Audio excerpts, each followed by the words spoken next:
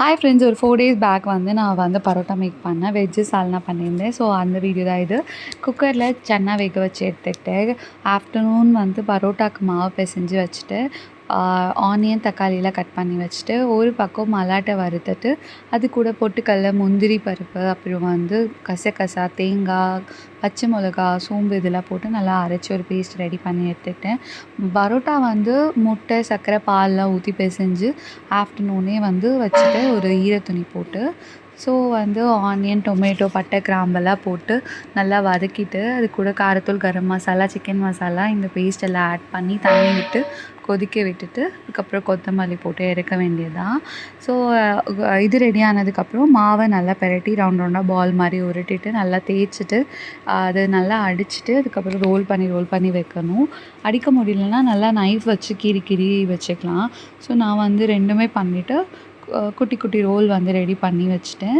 So எல்லாம் முடிஞ்சதுக்கப்புறமா அதை ஒன்று ஒன்றா வந்து தேய்ச்சிட்டு, ஒரு பக்கம் தோசைக்கல் போட்டு டக்கு டக்குன்னு எடுத்துட்டு, அது சூடாக போட்டு கையால் நல்லா தட்டி தட்டி வச்சுட்டேன். ஸோ தட் அப்போ லேயர் நல்லா பிரியும். இது பண்ணி முடிச்சுட்டு பாதி பரோட்டா வந்து நான் வந்து கொத்து பரோட்டா பண்ணலாம் அப்படின்னு ஒரு பிளான் இருந்தேன்.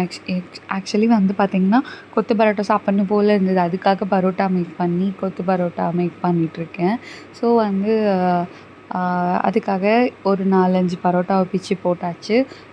கொத்து பரோட்டாக்கும் வந்து முட்டை, சிக்கன் எது இருந்தாலும் பண்ணிக்கலாம். நான் முட்டை வச்சு தான் பண்ணேன்.